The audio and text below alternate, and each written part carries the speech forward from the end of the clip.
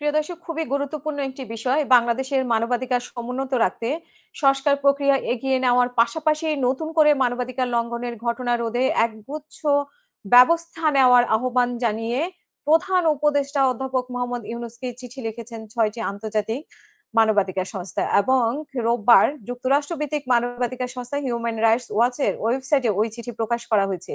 ওই চিঠিতে উল্লেখযোগ্য অনেকগুলো বিষয় উল্লেখ করা হয়েছে, কিন্তু সবগুলো বিষয় পড়ে শোনাতে গেলে অনেক লম্বা হয়ে যাবে। কিন্তু আমি গুরুত্বপূর্ণ কিছু বিষয় আপনাদেরকে শোনাতে চাচ্ছি।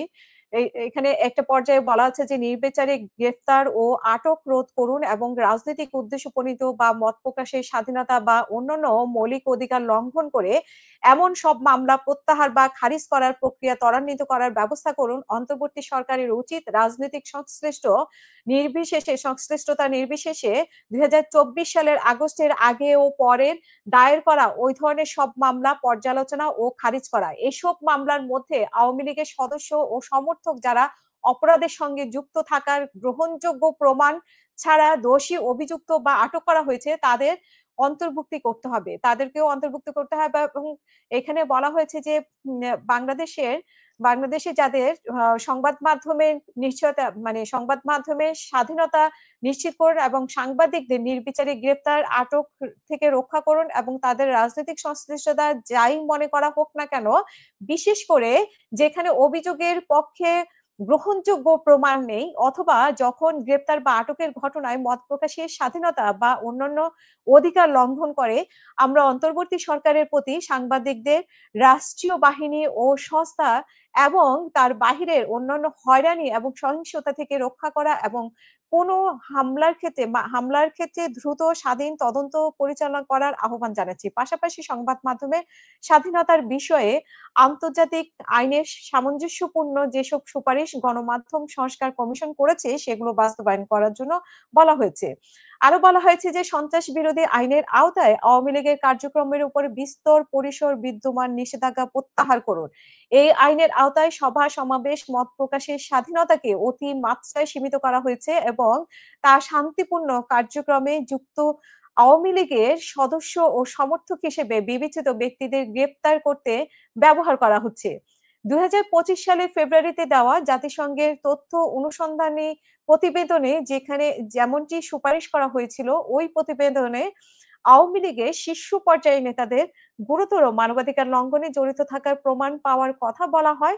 অন্তর্বর্তী সরকারকে অবশ্যই রাজনৈতিক দলের উপরে নিষেধাজ্ঞা প্রধান থেকে বিরত থাকতে হবে। এই ধরনের নিষেধাজ্ঞার প্রকৃত বহুদলীয় গণতন্ত্রের ফেরার পথ বাধাগ্রস্ত করবে এবং বাংলাদেশী ভোটারদের বড় অংশকে কার্যত বঞ্চিত করবে। এবং আরো বলা হয়েছে যে মানবাধিকার যাতে লঙ্ঘন না হয় সেইজন্য আরেকটি বিষয় উল্লেখ করতে চাই। এখানে জুলাই গণ অভ্যুত্থানে চলাকালে এবং বিগত ১৫ বছরে সংঘটিত গুরুতর নিপীড়নের জন্য দায়ী ব্যক্তিদের জবাবদিহিতা নিশ্চিত করুন। এইসব অপরাধের মধ্যে গুম, বিচার বহির্ভূত হত্যা এবং নির্যাতনের ঘটনা রয়েছে। গুম ও নির্যাতনের জন্য মানবতা বিরোধী অপরাধের মামলা র‍্যাব ও ডিজিএফআই কর্মকর্তা সহ সেনাবাহিনীর বর্তমান ও সাবেক কর্মকর্তাদের বিরুদ্ধে অভিযোগ গ্রহণ ও গ্রেপ্তারি পরোয়ানা জারি করে গুরুত্বপূর্ণ পদক্ষেপ নিয়েছে বাংলাদেশের আন্তর্জাতিক অপরাধ ট্রাইব্যুনাল।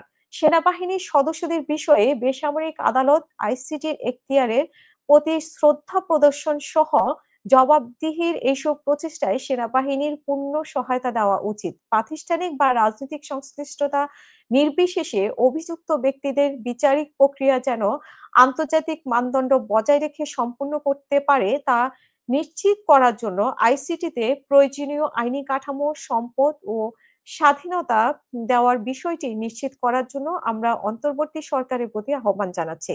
আইসিটির অধীনে মামলাগুলোর সব ক্ষেত্রে মৃত্যুদণ্ড প্রধান স্থগিত রাখার বিষয়ে অন্তর্বর্তী সরকারের ঘোষণা দেওয়া উচিত। প্রিয় দর্শক, এই উল্লেখযোগ্য বিষয়গুলো আপনাদের সাথে শেয়ার করলাম। পরবর্তী নিউজ দেখার জন্য আমন্ত্রণ জানিয়ে এখানে শেষ করব। সবাই ভালো থাকবেন। আল্লাহ হাফেজ। আসসালামু আলাইকুম।